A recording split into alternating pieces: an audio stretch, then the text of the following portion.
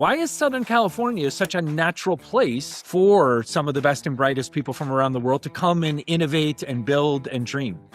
Well, I mean, you and I feel it in our bones, I think, especially when we've been other places. But I mean, I think it attracts people who want to like build and live, right? And a lot of places you sacrifice one for the other, and not in SoCal. And both actually are number one white hot priorities, which is also not a luxury for many people too. And so, I don't know, it's kind of a magnet in SoCal that it lets you reinvent yourself multiple times without leaving because you don't want to leave. And so you're forced to try something new once you have the success that you do in whatever you set out.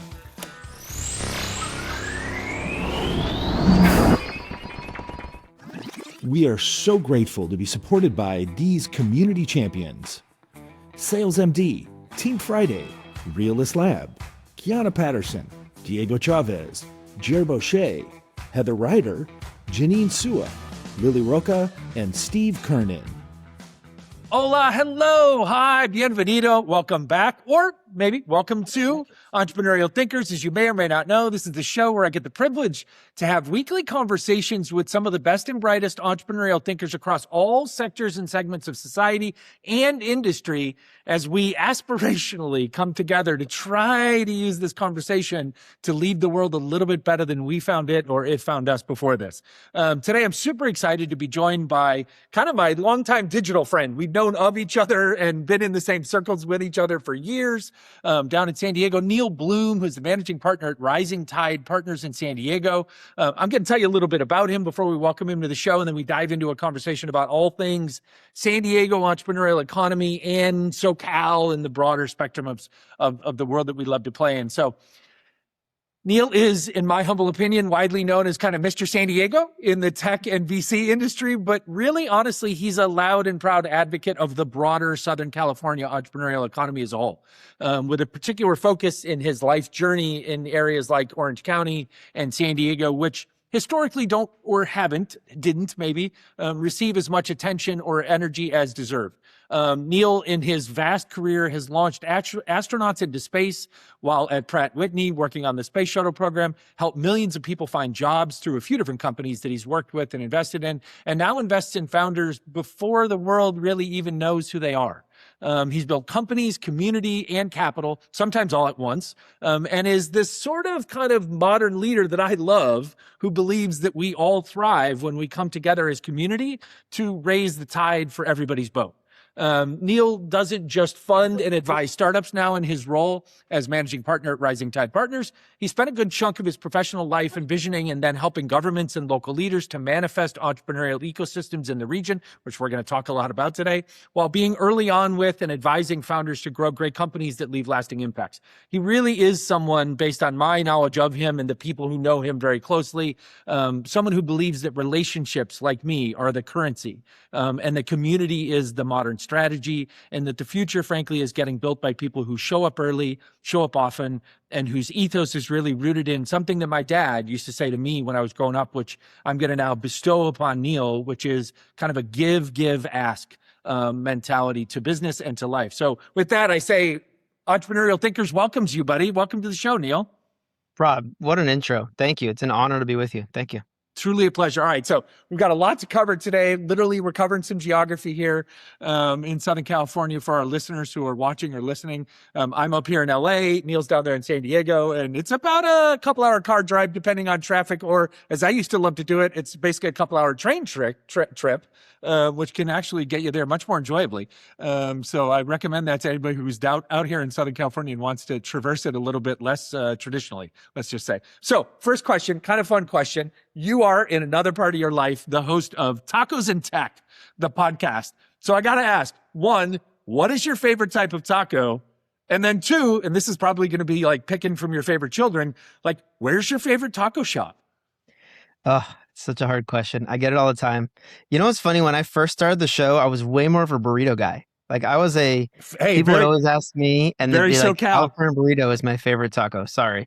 But you know, the taco scene continues to explode from just subclusters of tacos. Like birria is El Pastor. I mean, these are category changing kinds of tacos. Yep. And so luckily our taco scene around me, and because I've had about 500 different taco places mentioned on my podcast now, and I have like a public database I where love. we every time someone mentions one, we add a tick mark, so the most mentioned one is the taco stand, which Okay. most people in San Diego will know because it's got the longest line always. Okay. Um, but it's actually City Tacos. The third most mentioned has become my favorite because of how big their menu is. So that every Okay. time I go, I can have the favorite taco and try something new. And do either of those places have great burritos? Yes, they do. Of course. The taco stands, California burritos, fantastic. I had a discussion. You'll laugh at this. I had a discussion with somebody just like last week, and it was an East Coast friend, and I was trying to explain that essentially, like the breakfast burrito is the equivalent of their ham and cheese sandwich or ham and egg sandwich kind of breakfast sandwich thing that they love to get at the local mercado, et cetera. So I was like, yeah, burritos is like the entry point to the culture out here. Yeah, and then bagels is the taco scene, right? So right, exactly. No, I love that. That's awesome. That's awesome. Well, there you go. Shout out to a couple of the famous taco spots in San Diego. Now we know where to go when we're there, and we know what to look for. All right, so on to the serious business of building entrepreneurial economies that you're so immersed in and such a trusted leader in. First question out of the gate: why is Southern California such a natural place for some of the best and brightest people from around the world to come and innovate and build and dream? Well, I mean, you and I feel it in our bones, I think, especially when we've been other places. But I mean, I think it attracts people who want to like build and live, right? And a lot of places you sacrifice one for the other, and not in SoCal. And both actually are number one white hot priorities, which is also not a luxury for many people too. And so I don't know, it's kind of a magnet in SoCal that it lets you reinvent yourself multiple times without leaving because you don't want to leave. And so you're forced to try something new once you have the success that you do in whatever you set out. And so, yeah, I think it's pretty special in that regard. Obviously, we've got our transportation downsides, right? But that hasn't stopped anything whatsoever. In fact, it's become a testing bed sandbox to try new things here, right? Whether it was the streetcars of the 20s and 30s and 40s, or autonomous vehicles now, which is like trying to how to do the hard things, right? Actually make autonomous vehicles work in traffic and in freeway. Great. This is a great testing bed for that. So I love that. And the cities are all, we've got a handful of big cities. Obviously, folks know the story of the state of California and the size. I always say, like, we have more of everything, both good and bad. Like, that's just because we have so much of what we have, so many people, we therefore have more of the good stuff and more of the bad stuff than any place else does in proximity to itself. But we have these handfuls of like rather significantly sized cities, which, as you say, a lot of times we find, or people like yourself build these bridges, right, that do connect these entrepreneurial economies, as I love to call them, in specific ways or in unique ways. But also the cities are so large in and of themselves. And then the geography does kind of like set us aside from each other by a number of hours, that each community is really, truly, uniquely its own, and therefore lends itself to becoming like a test bed for the next generation of X or Y or Z. So yeah, no, I love the way you articulated that. Let's follow on that, right? And let's start to get into San Diego. So I am a believer. There are always rivalries. Everybody buys into that stuff. It is true that it exists on some levels. That's fine. It's fun. But I am also a fundamental believer, like, there is literally enough sunshine to go around in a state as large and diverse as ours, for everybody to have great reasons that they are great. And it doesn't diminish or take away from the other places that are great, that have great reasons that they are great, right? So in that context, like, tell us about the San Diego entrepreneurial economy. Like, what are some of its big strengths? Or maybe even as we dive in a little bit, like, on the backside of that strength perspective, is like, what are some of the things that might be holding it back from exceeding its potential eventually? Yeah, great question. I mean, I think if you ask the individual San Diegan right now, what's San Diego like compared to in SoCal, I think a lot feel like they're on a bit of their own island. And if you look at the physical barriers of San Diego, it really is. I mean, you have Camp Pendleton to the north, which honestly acts such like a buffer that some would consider north of Camp Pendleton as Northern California to some San Right. Diegans, Yeah. right? To be honest, It's almost like, and we were just talking off air. I raised my daughter, lived down in San Clemente, which is right adjacent to what you just described. And there is a border traffic checkpoint that we're all familiar with on the freeway that isn't like a border in the people's minds that they would think of. But to folks that grow up or live down there, functionally, that border checkpoint almost might as well just be a border. Right. Yeah, exactly. And so there are some people who just don't leave San Diego County, right? Because of the ocean, physical Mexican border, and desert and mountains, and then Camp Pendleton. And therefore, you know, a 3.5 million person county is your entire ecosystem and land, right? And it's pretty big. That's like top 7 county in the country, right? Yeah. So that probably is fine. But to others, also, by the way, it's an hour flight from San Diego to San Francisco, which to them might be their network, which is the technology center of the world, right? And that is it. And everything else is flyover, right? Between the San Diego airport and San Jose or SFO. So I think in the greater context, though, of San Diego in Southern California, is that we think we've got everything that we need. But then when you go to LA, you realize, oh man, we could be 10 times denser. And we could actually, which has its good and bads. Of course. Right. Yep. The good being the talent density and the experience density. And so I think San Diego has the talent density, but actually not enough of an interaction density. Meaning, I was going to say, what does that mean? Yeah, you may be living, your next door neighbor may be, senior vice president of corporate innovation at NVIDIA right now. And you just know him as Tom, the guy who coaches my kids' soccer team. Okay. And you maybe have never asked, what do you do and what are you working on? And someone at NVIDIA right now, I would be sucking their brain out, being like, tell me everything. And he lives next door to you. Like, you're like, hey, let's hang out and have a barbecue or a beer or walk or a hike. You may actually hang out, have a barbecue, and actually bike ride and still not have that conversation and kind of never ask that. So that is the interaction density that I think comes with the maximizing lifestyle which is you don't get there in conversation. You don't even think to ask, like, what do you do? Because you got plenty to talk about and everything else. Wow. And I think that's an interaction density that's missing in San Diego. Like this, it's something that obviously in San Francisco, you trip over it in a coffee shop, right? Yeah. In LA, you trip over anyone in the industry. Right. I was going to say, it's like, pull out this metaphor a little bit further. Like, it's almost kind of just my experience here, right? Is there is that, I love this phrase now, interaction density, but here, because of the geographic spread and sprawl, right? Like, when it happens, maybe more so than you're describing it happened there, but it happens like very intentionally and like at that event, and okay, we're all going, and like, and it happens, and then we kind of pull back to be more San Diegan like, right? Whereas San Francisco, it's all 24/7 density, interaction density, physical density, like you're literally, and that's all anybody's ever thinking about, right? Yeah. Here we're kind of half and half, and then down there, what you're saying is it's pulled back to a little bit more just we're here because of the great lifestyle. And then we do what we do. Interesting. And I pressure test that in other cities. You go to New York, before you've even shook hands, someone says, what do you do? Right? I mean, it's like, right? It's like part of your breath. It couldn't be the more opposite here. And that has good and bads, right? Yeah. So I think because of that, we produce incredible founders and talent, but too many of them kind of build in parallel instead of in proximity, right? In every sense of that word. Physically, right now is a problem post-COVID.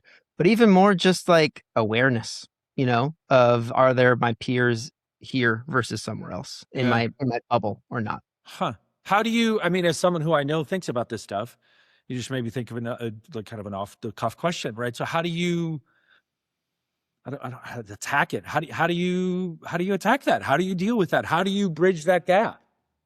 I think it starts with curated density. So it's not just put a bunch of people in a room, it's put the right people in the room at the right time.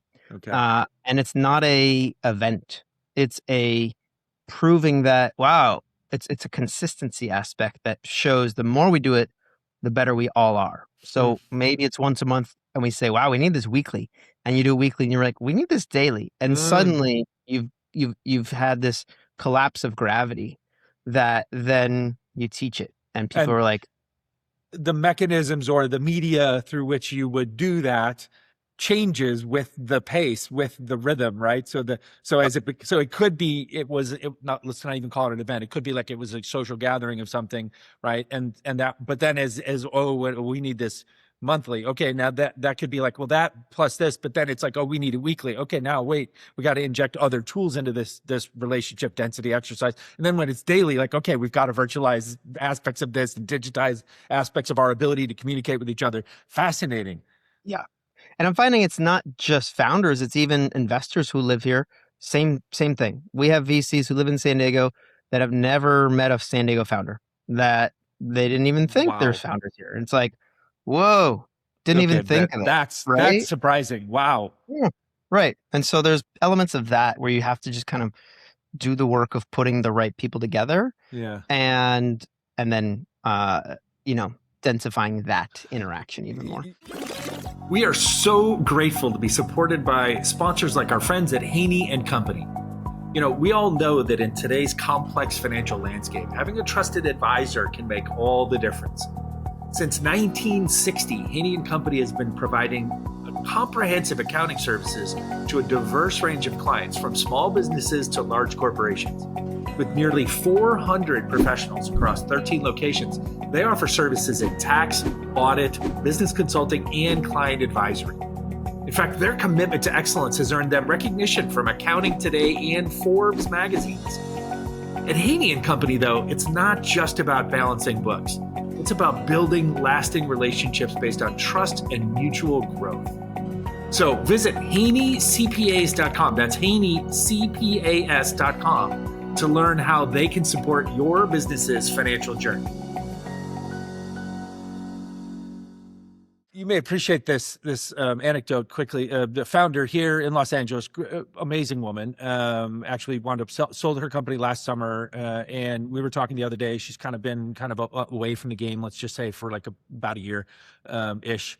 And she sends me a couple of photos of her. And I, by the way, you are just about to join this club. I call everybody that becomes a guest on the show alumnus of the show.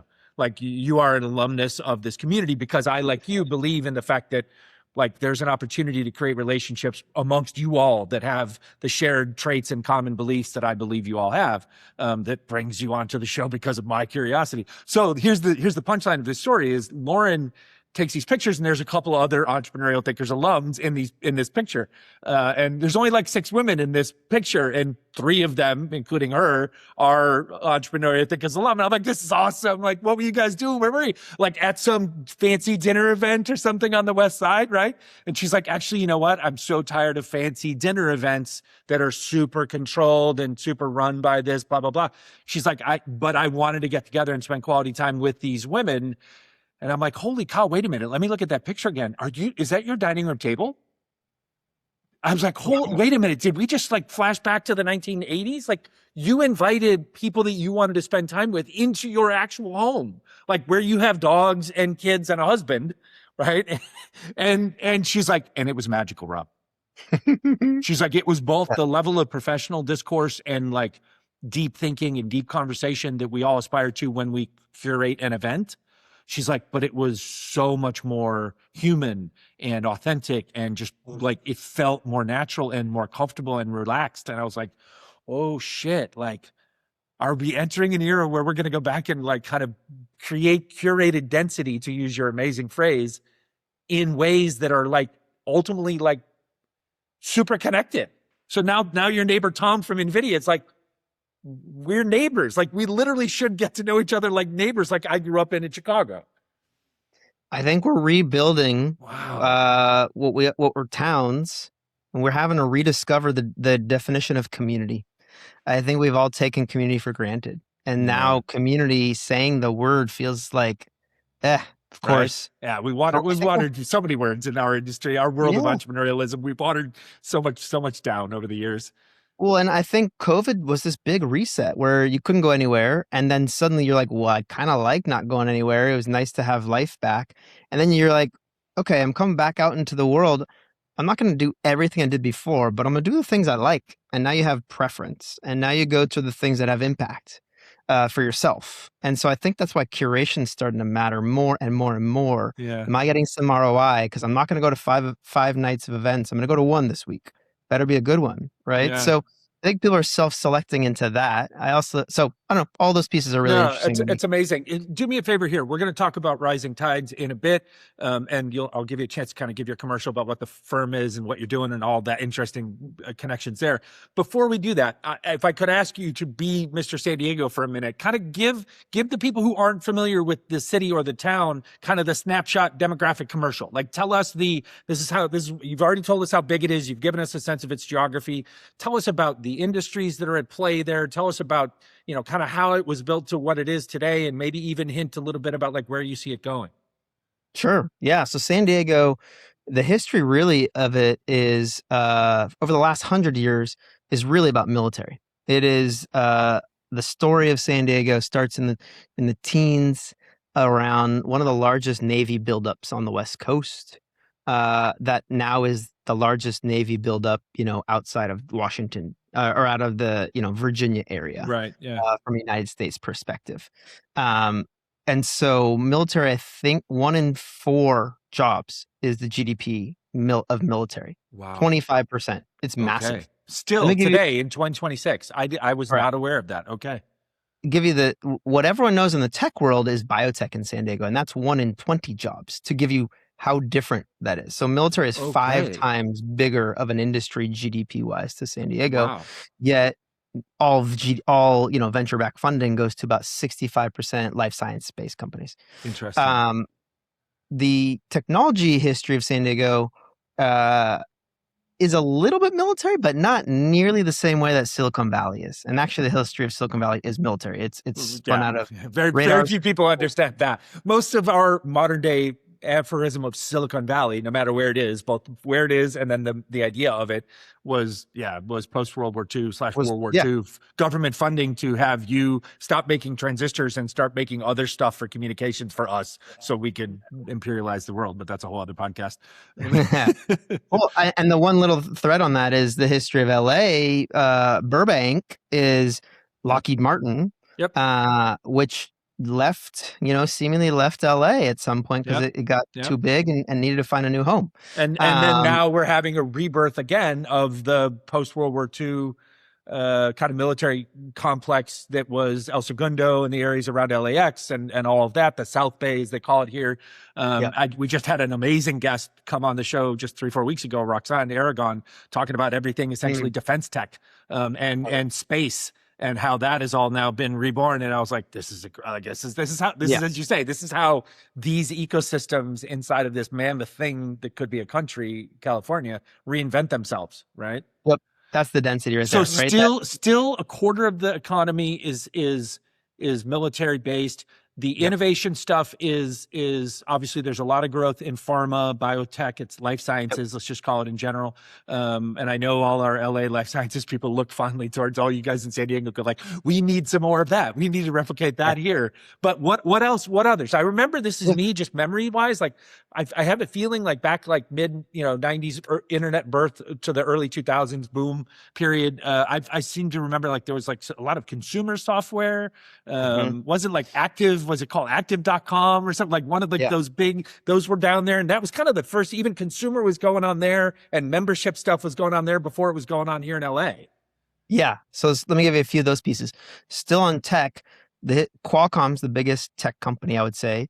Okay. And that has its roots in military as well. Honestly, doing communications work for military, at which then after military, it was then spun over into trucking communication, logistics tech, building, being able, 18-wheelers, be able to communicate with the fleet of where they're at. And that's a spin out of Qualcomm that Qualcomm went public with, I think, in 1991. Okay. Qualcomm went on to pretty much put a chip in everything. They're really kind of the Intel inside, but for communications. So they started with, laptops, went to cell phones and pretty much own the market on cell phones. And now we're dominating into every car has tons of Qualcomm chips in it. Most drones have some sort of Qualcomm chip in it to be able to communicate back. And so they're kind of like communication as a service and Had a they hardware. had they marketed it like Intel Inside, we would all know what Qualcomm is, but instead it's just people who live in Southern California who know what Qualcomm is. Yeah. Or in football, you knew it as the Charger Stadium, you know, Right, the exactly. Q, right? Right. And so, yeah, but that ecosystem, that chip building community obviously has spun off into many other things in San Diego.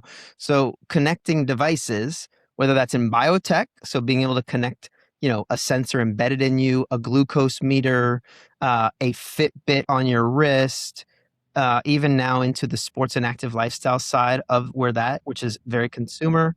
So that is like the connected device world has its roots in San Diego, and all that are related to that. In fact, Fitbit's R&D team was in San Diego until Google acquired Fitbit, and now they all work for Google in San Diego. Oh, wow. Interesting. And so the other piece that actually connects this is the sports and active lifestyle world. Because of lifestyle here, and you saw this in South OC, you have a ton of outdoor brands here, right? So whether all the action sports, all the surfers, Yeah. I mean, hey, we've got the surfing for the Olympics will be down there at Trestles in 2028. Yes, you have the top 10 golf brands headquartered in Carlsbad. They're just there, right? From TaylorMade to you know, all those. Then you have some of the top surf and clothing and apparel brands, and now athleisure, Vuori being kind of the top brand there for men. They're a San Diego brand. I didn't know that. Yeah. Okay. Yeah, Carlsbad based. So you have all that, and then and then a lot of, because of lifestyle for apparel, you also have the food brands too. So you get a lot of interesting, like, and I don't know if they're all for health benefits. You got Jack in the Box based in San Diego, but what was actually an interesting retail chain story, and I would give a shout out to the Acquired podcast to go listen to the Costco story. Half the story is about Price Club and FedMart, which were started in San Diego for the military, then built as the first big box retail discounter. It was essentially the military PX for consumers, for like the rest of for civilians, for the rest of us. But by the way, I'm dating myself that I know Price Club before I knew Costco. Well, it's okay, because the Price family, David Price, who's the third Price Club Price family member, is CEO of Price, which is still a huge chain. And so the founders of Costco all worked their way up from bag boys all the way up to FedMart and then Price Smart. And then they spun out and created Costco in the 80s. And then in the early 90s, they actually reformed Price Smart, Price Club, and Price Club and Costco. Yeah, exactly. And after 2 years, they had a falling out and disconnected. And Costco got all of America, or United States, and Price Smart got Latin America. And so they're the Costco of Latin America, but $5 billion company based in San Diego. We had Price Club when I was going to school at ASU in the Phoenix area, and then my parents moved there. They had a Price Club in their area, in their neighborhood in Scottsdale, that I applied to for a summer job, and I didn't get it. Or I'd probably still be working at Costco now, all these decades later, because people that go to work there apparently never leave. Like, it's apparently one of the greatest places to work in the world. Great place. But it was Price Club before it was Costco in my world. So that's funny. I did not know the San Diego connection. Yeah. And so I think because of those relevant consumer industries, you get some of the tech industries, right? So you've got you mentioned active.com. There is such a mafia from the active.com builders who are still building event tech and other things related to this. The same with mp3.com was one of the first, trying to formalize safe trading and buying of songs after Napster. San Diego company went to war with the music industry and, lost actually in the end, even after going public, lost all the lawsuits. And you have a lot of people who fought for, hey, we're going to change the face of blank. The other area that's been interesting, and I think this is actually a university story, is analytics for blank. So you've got a lot of interesting analytics for financial. So the Falcon algorithm, which is now owned by FICO, was started in San Diego, was a spin out of UCSD in the early 90s.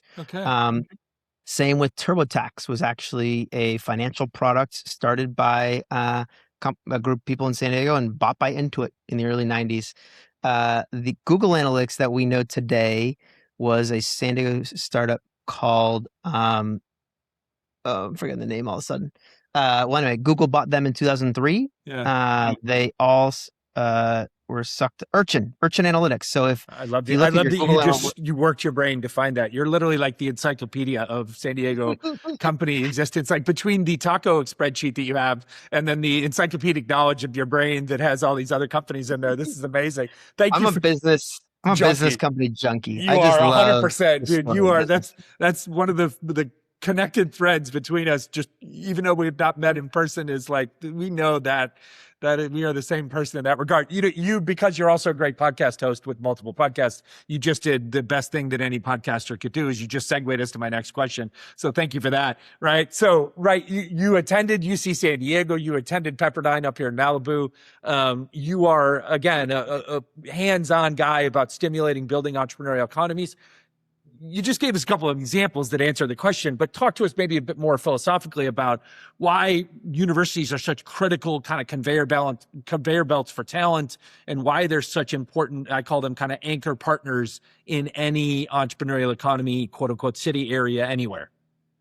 Well, I think everyone just thinks it's just this like shoveling of talent, new raw talent into companies, but I think it's actually the opposite. It's industry has a testing or sandbox to figure out how to recruit raw talent. And most people, just assume, oh, we have the most engineers graduating, they're all going to get jobs. Well, it's not really the case. It takes industry to be like, do we know how to hire good talent and turn it into great talent? And so I think, the density of Southern California's universities to industry is actually the most important part. And industry's willingness to actually come on campus, show them, here's what great talent looks like to us, and then say, hey, come shadow us. Come give us a chance, give our company a chance, is actually the biggest differentiator for Southern California. Yeah. Because otherwise, if you look at talent, if you look at the university process today, you train 10,000 people and then you just say, goodbye, good luck. And it's on you to figure out the next day. And it's on industry to say, all right, we got you from here. Right. And so our industries realize that the talent chose Southern California also for industry and lifestyle. And if you get them to find a job here, they will stay for life. Right. And even if they leave your company after 3 years, they're going to be a value add to the next company, which is a value to the whole ecosystem. Yeah, so I think 100%. It's a big thing on industry to have given 100%. Universities a chance. And then because of that, universities, I think, actually kind of act as like institutional memory around that, right? Like they're not just creating IP and just shoving off into the world saying, good luck. No, it's like, here's what works. Here's how talent is trained. Here's how you learn. Here's how you teach people successfully. And here's actually what a functioning ecosystem looks like when you all forget what that is and undervalue and underinvest in that. I love that. I think at their best in just about every community I've ever been a part of, right? They're also, they kind of are the flagship bearers of the local culture, right? Mm-hmm. And if they're large scale universities like the ones we just talked about, or Pepperdine's a smaller school, but it has a long legacy, right? Like they become that cultural flag bearer stanchion that supersedes generations and eras, and they're just there, right? And so, as you say, I love that the way you describe it. Like they own and then share that institutional / communal knowledge and history in a way that, if it's not connected to the corporate community, if it's not connected to workforce development or the local government strategically, it's just a flag on a hill. But if it is smartly, right, which all of our communities, I think, in California do an exceptional job at really building those bridges, then it becomes like just an immensely important conduit for the past and the future, which is incredible. Yeah. I love that. Yeah. We are so grateful to be supported by sponsors like our friends at Chisos Capital. Everyone knows that raising capital is hard. And frankly, finding the next pool of entrepreneurs to get access to as limited investors is sometimes impossible too. Do you have a big idea, a dream you're building, but you're struggling to find early funding? Well, Chisos is changing the game for founders, creators, athletes, and investors. Whether you're launching a startup, growing your creative brand, or training for the big leagues, Chisos backs you. Chisos uniquely invests up to $100,000 in people, not just products. whether they be entrepreneurs, creators, or even athletes. With their unique CISA model, convertible income share agreements, founders get flexible funding without giving up equity or ownership, and investors get attractive returns and great upside with less risk. Chisos works for both investors and the people bringing our world to life. If you're seeking access to a truly diverse pool of deals, or you're someone who feels overlooked by the VC game, Chisos is ready to back you. So apply now at chisos.io. Let me help us transition us to the next one you're going to have to. You're making my job too easy now. Well, I think there's two areas where I see the startup communities where we're starting to get ahead of ourselves, almost getting in our own way. And that's when we start to think certain institutions are the center of the universe for startups. And they, and I think governments can get in their own way around this as well too, as opposed to the opposite, which is like a steward and connecting point, as opposed to not in the like gatekeeper, like, hey, you don't count, like you're not really in this unless you come to our organization or you're a part of our community. Right. Yeah. Okay. And I look at like even the way, let's take Silicon Valley again and look at Stanford. And while they say, yes, look how many founders we have that have come from Stanford. They don't say it the other way around. They don't say that, you have to go to Stanford to be a founder or you have to succeed. The only way to succeed as a founder is to go to Stanford. Right. It's that, no, we have created the culture that enables founders to be successful. I think that's where certain universities, because we feel like we're a little bit in the shadow of other places, certain universities are testing and trying and being like, look, we've created this startup hub. We must be the place where startups are born. And it's like, well, if you don't have the great people and the great talent and give them the access that they deserve and need, you're not going to be that birthing place. Is that, and this is jumping ahead a little bit, but you've segued us there, right? Is that not just San Diego speaking specifically right now, right? We don't want to pick on San Diego, but like, is that in some ways kind of how we fail entrepreneurs as ecosystems or as ecosystem leaders? Yeah, I think we all, when you start to say, come to me, as opposed to go to where the founder is, we start to really shift that, unfortunately. And it's really easy at a university to like, come to my campus, come to my white shining, campus on a hill, right, as opposed to meeting the founders where they are at.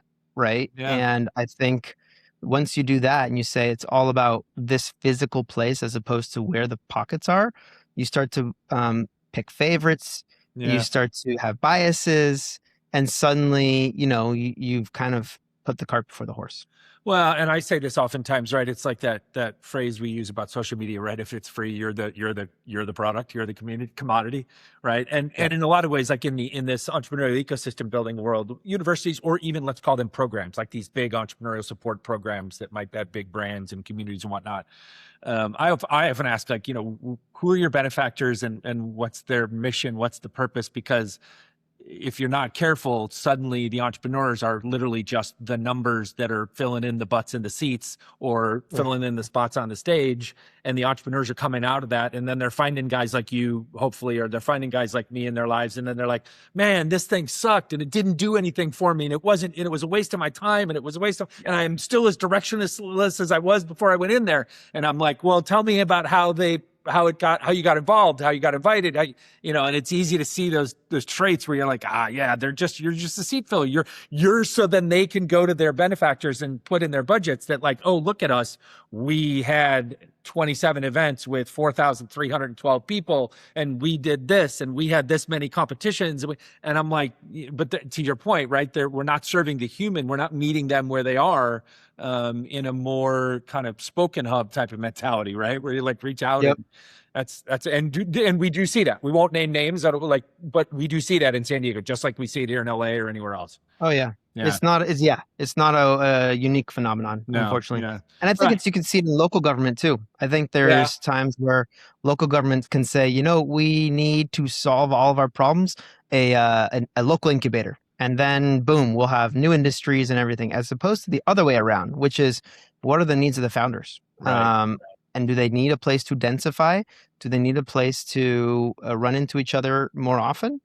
And so I don't know. I think No, you're right. No, don't dismiss yourself there. Like you do know, and you are right. This is your gut instinct and all your experience is telling us this is the roadmap, right? Like you can vary from it, and that's not innovation. That's selfishness in a lot of ways, and it doesn't serve the, as we say, let's raise the boats. Like, let's do this. So with that, like, talk to us. What is Rising Tide Partners? I went to the website.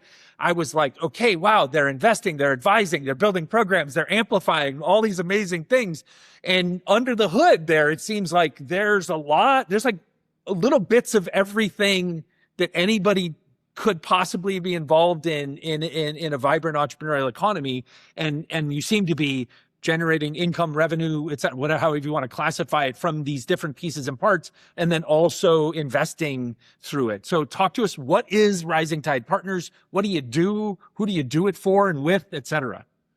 Sure. Well, appreciate that. Thanks. I think through my lens of one, being a tech worker, then starting tech companies, then investing in tech founders, I've realized that, I mean, it comes back to the Brad Feld way, which is founders are the center of the universe and each one is their own ecosystem. Yeah. And at Rising Tide, we, strengthen each of those founder ecosystems in a variety of ways, right? And so we invest in founders. We've invested now pretty much, we've only been around as an investment firm since August. We've made 5 investments in 5 months. Okay, so just August of 2025. Yep. Okay, cool. Before that, I was investing out of another investment group I created called Interlock Capital. We made 45 investments in 5 years. But the whole premise of how we invest is, in a sense, it's a founders funding founders collective. I was going to ask, yeah, like, so these are these men and these women who you've known and who are some of those people that have peeled out of some of these big companies or have successfully exited their own startups that they created in San Diego. And now you're creating your own community of leaders. And by the way, sorry to tangent here, but like, that's the way it was. Like, that's the old school way it was. Like, I love and I laugh sometimes at all of my friends and the people that I have on the show that are venture capitalists, and they're like, we're democratizing it, and that's why you just go to a website and you fill out a form and the AI decides if you're, and I'm like, and none of you are operators. There's nobody in the firm that ever like worked in an executive capacity at a company or ran a company. Like, basically you're the 2020s version of money managers that went to work for Wall Street right back in the 90s when I was a kid. And it's like where are the founders? Like that, like the old days, the generation one, like everybody we raised money from for our first company in that 1998 period, pre-bubble, were found like other founders, other entrepreneurs. And that's, frankly, I thought that's why they invested in me, because they got it. Right. So you're doing that now in San Diego. You're concentrating the density of those types of people together. Okay. Exactly. Yeah, you can see it in other communities. Ron Conway comes to mind in Silicon Valley as, he knew the industry and therefore he invested in the industry that he knew and his community knew, and we're doing the same. So we only invest in areas where someone in our group has subject matter expertise. Okay. It's kind of orthogonal to angel groups almost. So that's why we don't call ourselves that. We're really like, someone in the group either first sends me deal flow. Hey, this is a founder I've been mentoring for years, or someone that used to work for me, or I worked for them. Great. So there's already like positive signal from the LP base. I then run the investment process, which really is just find the 3-legged stool of subject matter experts within our group. And if we don't have 3, we're out. We say, hey, we can't assess your cancer oncology AI tool because my group's mostly like software, hardware, and non-life sciences. By the way, you sound like you just described, and I'm just saying this, you don't have to acknowledge it if it's true, because this stuff is private. I get that. But like, you literally just sound like you described one of our former guests, Dennis White from Cytodyne, who is like a cancer, like something, which is a great story, by the way, if you ever get a chance to listen to that episode, regardless if you ever know him or invested in him. But it's a fascinating story, and it is a very heartfelt, or origin story for why Cytodyne even exists today from his own life experiences. But I love it. I know Dennis. He's come to my monthly founders hikes every month. Awesome young man. Yeah. Awesome. Yeah. So what we've found is that founders make really good investors. It's just that they're too busy building the next thing. And so we have to only ask of them for the stuff that they know they can make an impact on, right? And so I'm that switchboard operator that when a dentist comes along, I know the 3 people or maybe 6 in my group to be like, hey, how does this work? Have you seen this 10,000 times or not? Right. So I'm just deciphering signal to noise by going to founders who are motivated to write a check if it's the right thing. And so from there, once we write the check, honestly, it's then to prove that the check was the least valuable thing we could provide. Yeah. And that is through a bunch of ecosystem community related things is what they look like on the surface, but it's really about densifying around that portfolio founder, right? Yeah, I love that. You know, even 8 years later, who are, you know, is there someone in our group who could be your CFO? Boom, we've made that happen. God, you right? literally just described like every venture capital firm in 1997. Like, I mean, but it also holds it. See, it's not surprising to me based on just already what we've discussed and kind of how your world view, the way you think as an entrepreneurial thinker, right? Because, you know, if we're talking about like making what's old new again and having the barbecue with Tom from NVIDIA and like, you know, just kind of rekindling some of this old way best practices, like this is the old best practice way of venture capital and or just investing in entrepreneurial stuff, if you want to call it that. It's awesome, awesome to see that it's that you're carrying it forward. Not, and by the way, you're not carrying it forward for nostalgic purposes. Like you're doing it, and not because it's easy. You're doing it clearly because it proves itself. It shows ROI. It creates results better than maybe these other ways do. It's right. For us as founders, it's a problem worth solving, right? We're like, there's this big gaping gap here. How do we help founders get the capital that we know they deserve? Well, we should just write the check ourselves. Okay. They need the talent and support that they know. Well, we should just help them there too. So it's just been out of necessity from when we built our companies. And we know these founders are great. There's just lacking pieces that we think we can solve. The piece that's been really interesting over 6 years now is that the people, just through time, people who had exits, which by the way, sometimes we helped introduce them to the person that acquired them, right? We knew their 2-year earnout was not going to last. So they come whiteboard with us and we already know what they're working on next. Right. We might as well invest in the next thing because we've known them for 6 years, maybe 7 years, maybe 8. And so for me, for Rising Tide, which is this fund, this next fund that we're raising, I've got the next 3 years worth of founders I want to invest in my CRM.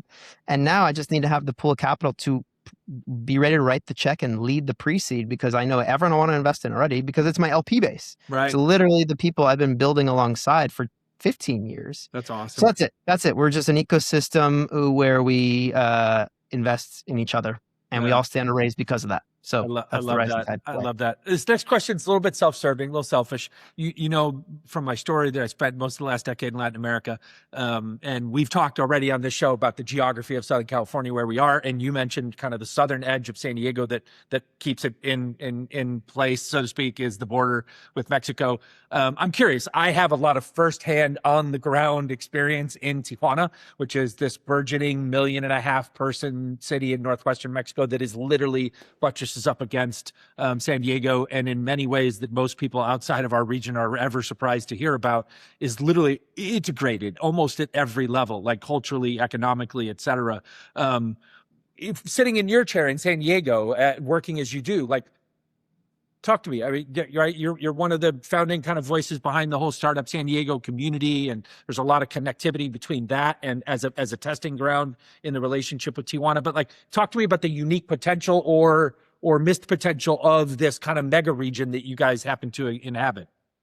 Yeah, we in the government and now the startup world, I think, are the 2 areas where we actually have seen the value already, where it's like already a place where R&D, manufacturing, cross-border culture already exists. We just really haven't fully operationalized it yet, you know? And it's not a political thing. It's a coordination problem, to be honest. So here's how a few ways we've tackled it. Startup San Diego was born out of San Diego Startup Week, born in 2013. We decided to split the week and do 1 or 2 days in Tijuana and 2 to 3 days in San Diego. And so we've just felt like awareness was step one. And what we found is that first, for me, discovery-wise, having software talent in Tijuana and other engineering and other talent in San Diego is actually completely doable. You had employees who would come daily Yeah. or once or twice a week for an afternoon meeting, and you can actually meet in person, which goes leaps and bounds over just like a Zoom from anywhere. You're in the same Yep. time zone. You're literally half an hour away. So software started as the place where we discovered scale and the potential opportunity there. I had breakfast yesterday with the founder of Arcus Nexus, Angel Sanchez. Old friends, old amigos for me. Old amigo, LP in my fund. Awesome. We've invested together, and so he sees it. He's been investing in it for 20 years. Yeah. Right. The next piece that started to happen, and so therefore you're starting to see a lot of outsourced software talent at the border, like as close as possible. That started to be like more of an arbitrage thing for the hourly rate. Sure. But I think it's starting to turn into more of a Southern California, and really like San Diego, very specific need, purely because of what's happened at the border now. Yeah.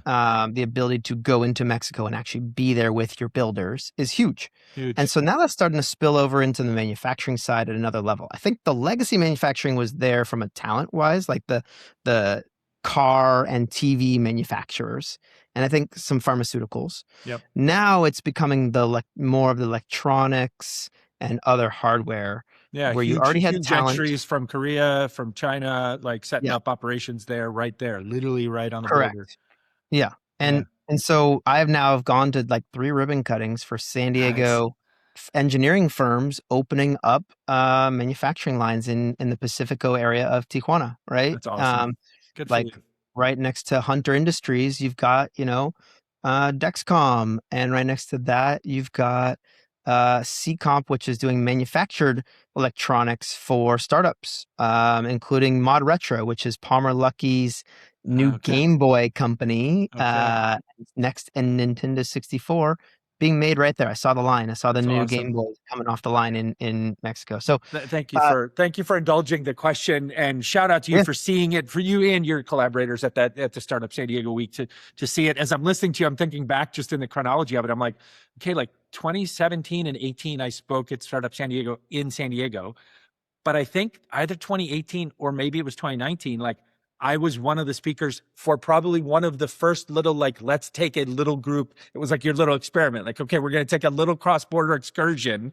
We're not going to fully commit to like a day or two in Tijuana yet, but like you eventually did. But I think I was like sitting there as one of the, like, hey, all the Tijuanas were like, dude, like be the gringo speaker on our side, because that'll make all them feel more comfortable. I'm like, happy. Yeah, let's do it. Right.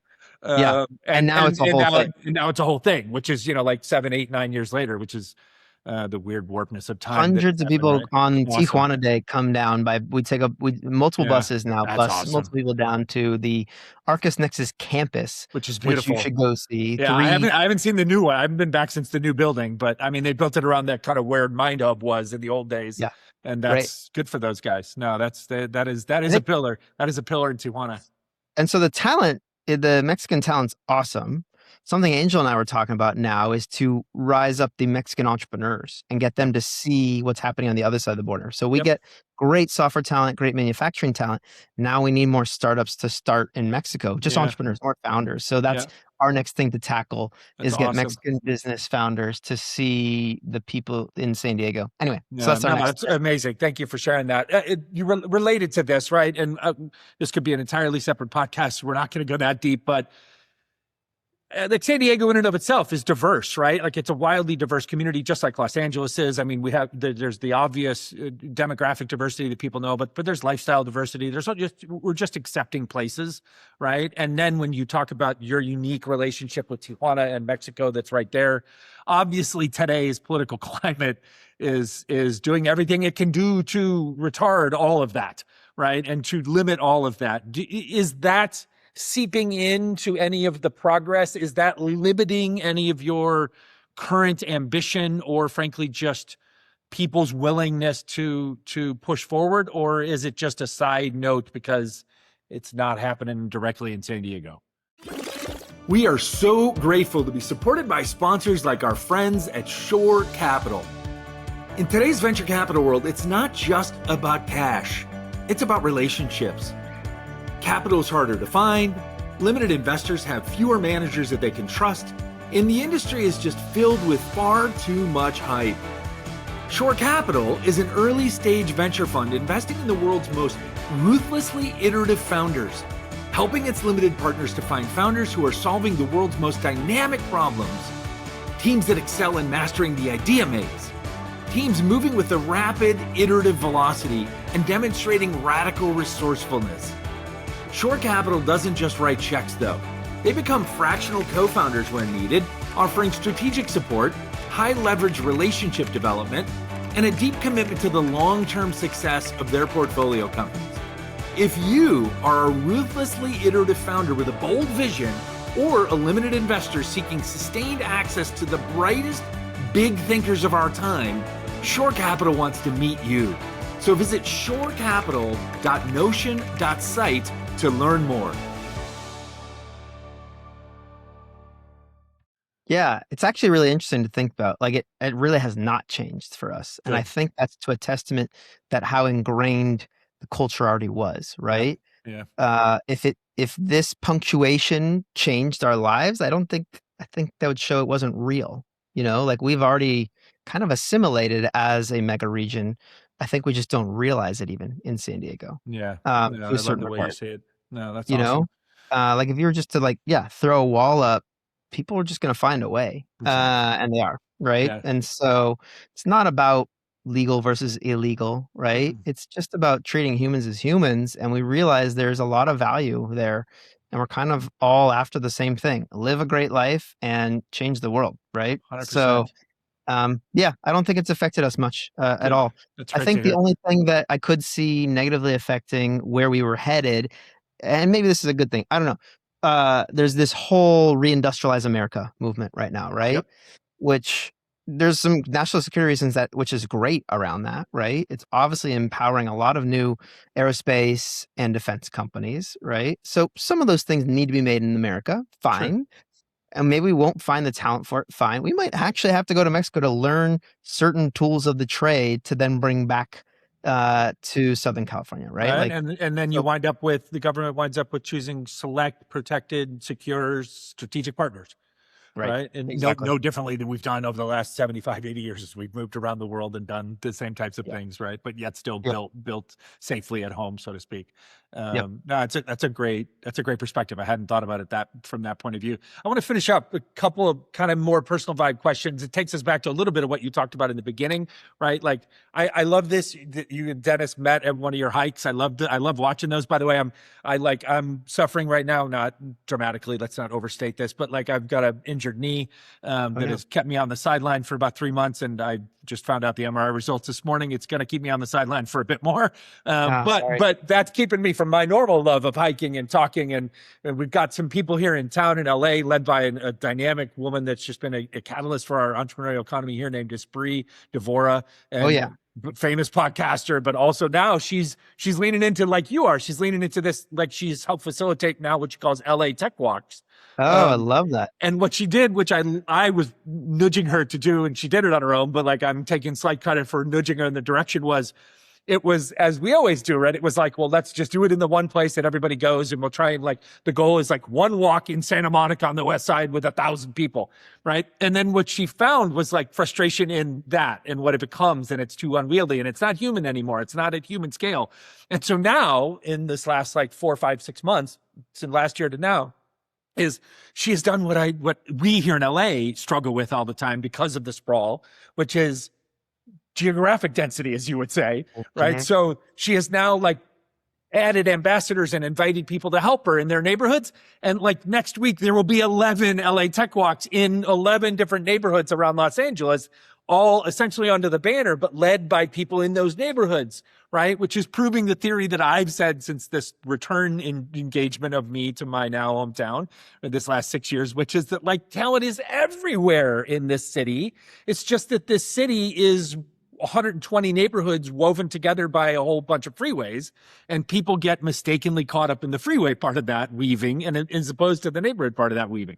And so if you could connect it, and so she's doing this. This is a long preamble to give you a chance to talk a little bit more about something you've talked about, which I really think is a point of emphasis opportunity for you and I today, for people that are listening all across the globe, right?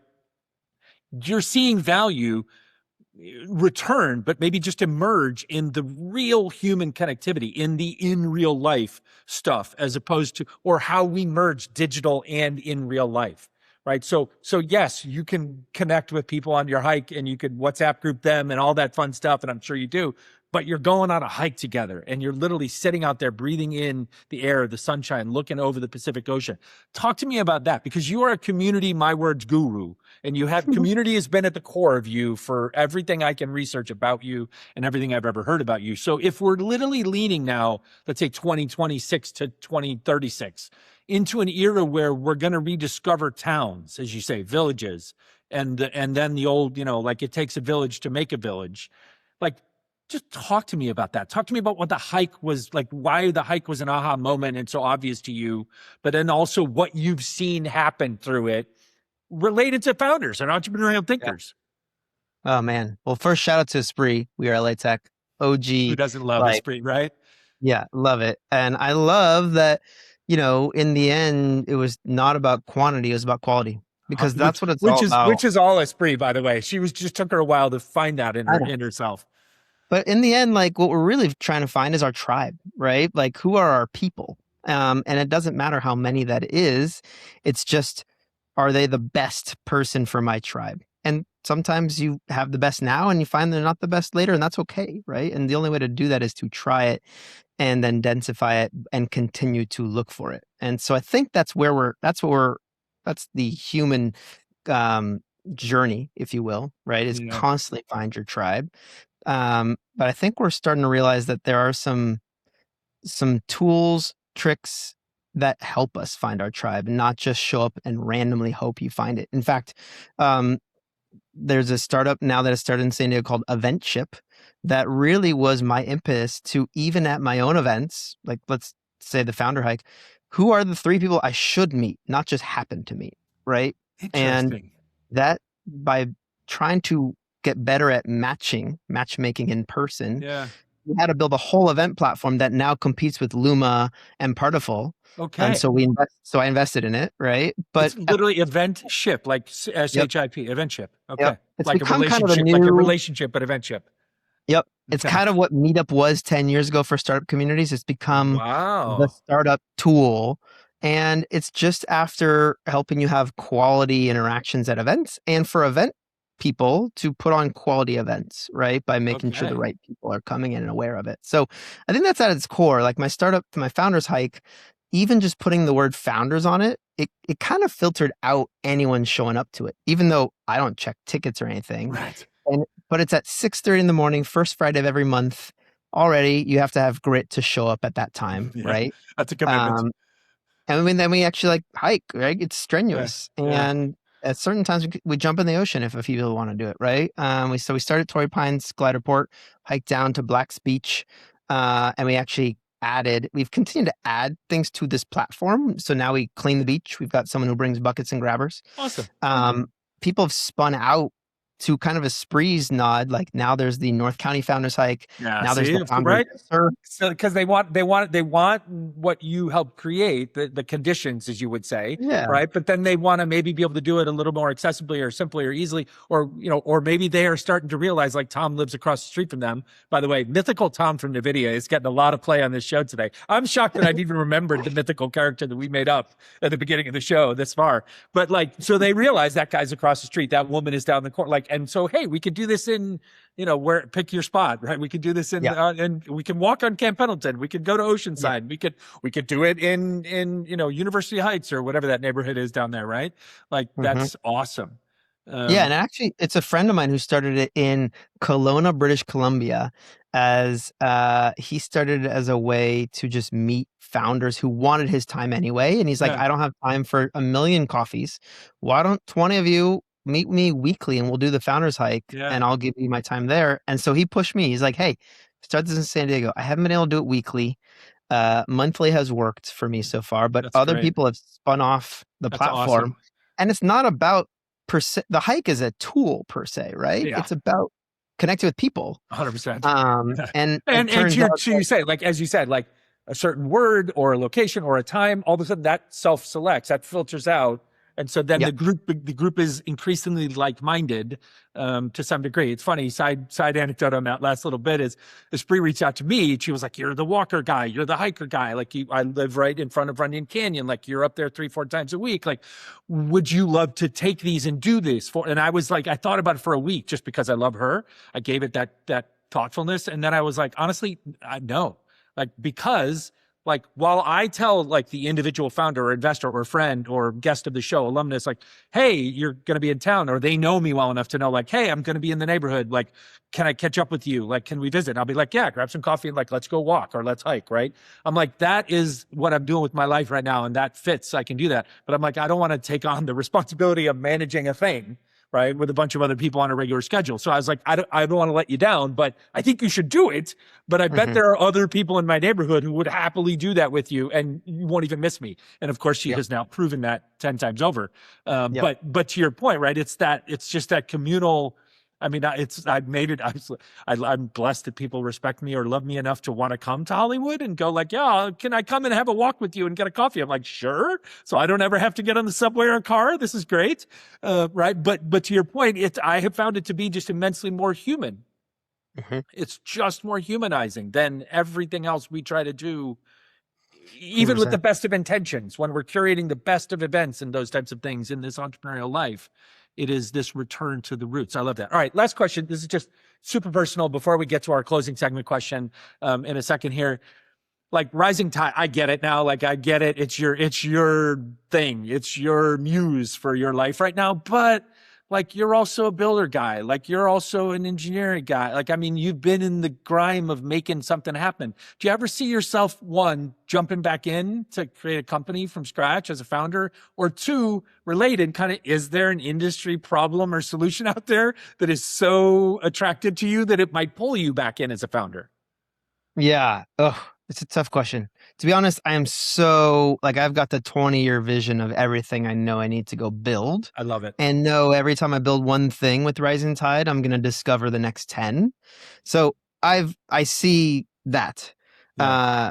That is your thing, and those are your problems. Yeah. I see. Now, don't get me wrong. There's a lot of stuff I see wrong with education and other stuff that I'm like, this needs to be solved. I don't know if I'm the right guy to do it. I happen to have built talent tech platforms and ed tech. Yeah. So I don't know. I don't think I'm ready to go build. I think what I'm ready to go do is just scale what's working. I love it. And figure out what that is. And not on a quantity level. It's just figure out the things that have worked so far. Can I now, do more of it more just to help more founders, right? And so it's not quality. It's gonna be just right. Exactly. Ultimately, quality begets the scale. Like that. What you do with your podcast, with your social media stuff, like that oozes quality. It oozes a focus on the fewer rather than the more. And then look at you now, this many years / decade and a half or so later, right? And also, shout out to you. Like you're still a young guy. Like you, I'm older than you. You're still a young guy. So the fact that you see this 20-year horizon and not to make it sound too fancy, but like the legacy impact that you can have on the people that matter most to you, on the communities that matter most, and then literally on your town that you have decided to call home. That is your thing. You are the founder of that. Thank you. I do truly believe that us as founders helping other founders, there's so much unearthed still of now how do founders start showing up in the community as leaders? Yep. How do we start showing up as multi-generational institutions, right? I think there's a lot to do there. So there's a lot of work to do. I'm just excited to get to work. You'll love, there's an episode I just recorded yesterday that'll come out somewhere in the sequence of production before yours does. And you'll love listening to it. It's with a young man named Logan Herzog. He's the executive director of an organization called Rise. And they are training and educating entrepreneurship, educating high school students, community college kids in a small area of northwestern Indiana, kind of stuck between South Bend, the University of Notre Dame, and Chicago. And it's so human.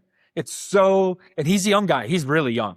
And yet he is exemplifying in their programming and how they're approaching things. All of this almost, I said to him yesterday, like old school type stuff that my dad taught me. Like, and I'm like, hold, like that's just, it's so Love it. super impressive. So you'll love that All right. conversation. Last question for you, and then we'll get you out of here because you're a busy guy. You got things to do. If someone's listening today, this is a little bit more bullet point kind of answer, if you can. If someone's listening and they have no access to investors, they don't have that powerful network of relationships in Southern California. What are one or two things that they should do to create that kind of unfair advantage for themselves in the next 90 days? I actually love this question. Start building your talent bench. This is the dream group of people that you want surrounding you. So if you want to go solve a specific problem, let's use a hypothetical. You want to go solve something in plumbing. Well, you should go befriend the owner of a plumbing company and a few plumbers. Someone who has exited a plumbing company, sold it, could be your first angel if you want to solve something in plumbing. So go find super relevance to the domain that you're building in and win them over in something, right? Win them over to come work for you, win them over to advise you, mentor you, and, buy you. Right. So if you already know you want to acquire you, find the CEO of that company and become their friend. Okay. And get right. And build the talent bench. Build your talent bench around you as an individual. And up level it, right? Review it and be like, is this the best I can find? And keep continuing to improve the quality that's so much relevant to you and your orbit. Interesting. That's amazing and super applicable. It doesn't matter what this young woman who's listening into this question, or man or young person just out of university or in the industry for 10 years, living in San Diego, living in LA, living in Silicon Valley, but like they don't have the network, they don't have the relationships. And then they probably go online and they complain about this sucks because I don't have the relationships in the network. And you just gave them like a super doable template of 2 steps, the first 2 steps you should take, and everybody's capable of doing that. There you go. That's awesome. Yeah. Good for you. I think it's the same thing by capital, by the way. People go after any capital, and what matters more is smart capital. And so this is a piece of that. Go after the money that you think that where actually the brain power for that is writing that check is actually more important than the money. And it's easier said than done as an entrepreneur, right? You just need capital. Yeah. Let me tell you something. If someone can give you the cheat codes along with that capital, they're going to save you a lot of time and money. Which it sounds sure as hell like that's the Rising Tide Partners model, which we That's love. our way. You've thrown me all the way back to 1997 in my mind. This is awesome. Buddy, this was a pleasure. I expected an easy, fantastic conversation because you're a pro at this. You're an excellent communicator and you yourself are a good podcaster. So that we tend to make good podcast guests sometimes. So I love that. It is, as I said, it's a great pleasure for me. I've always been curious about wanting to know more of you. You and I have been in each other's orbit, obviously since like almost 10 years now. And so it is always, I say sometimes rules be damned, do meet your heroes. And so it was a pleasure to meet you finally and to get to connect with you and just know as you talk to your guys like Angel and everybody else cross border, what's going on in San Diego. There's no rivalry from my viewpoint. Like I'm up here in LA, but I am just as much in your corner to help you guys grow San Diego because frankly, I am, as much as I am long LA, as we say, I am long California. And especially in our current climate in the United States, I am very long California. So I am down to do whatever I can do to be helpful or valuable to you and your universe. But just the conversation, man, just thanks for spending an hour with me, just hashing it out, trying to help people better understand San Diego. And then even really specifically to understand your fund and your relationships and your community. Because now I know people can go down to San Diego with a great deal of confidence and try and find their way in and by finding you. So thank you for that. Well, thanks, Rob. No, thanks for having the conversation that I feel like I live every day around building good quality, great communities, which is, I know what you're focused on too, right? Yeah, and shining a light on that, on the builders, not just of tech, but of ecosystems. It takes a village to change the world, and you're helping amplify those stories. I love so it. Thanks Thank you. for My giving pleasure. us this space. How can people find you or follow you on socials if you want them to? And also, how do we find Rising Tide? Where do you go to find out about your hikes if you're in San Diego? Like, give us all the social details or websites. Yeah, the best is my LinkedIn. I post religiously. And so find me on LinkedIn. I think it's Neal B. Bloom is the / for LinkedIn.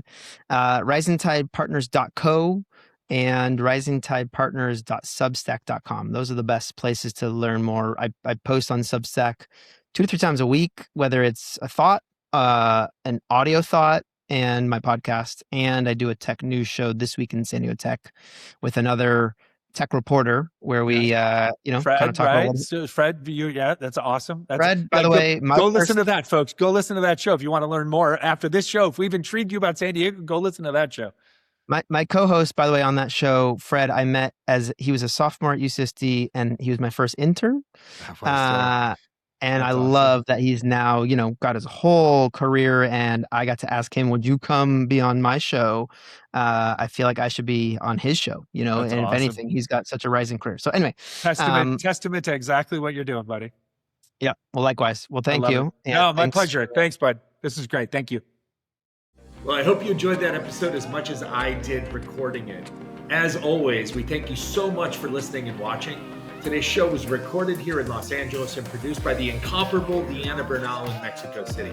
We can only grow this show by you listening and sharing the show with friends. So please find, follow, subscribe, and share our audio-only show on Spotify, Apple, or via any other popular podcasting platforms, as well as find the video version of our show now available on our YouTube channel over at Entrepreneurial Thinkers.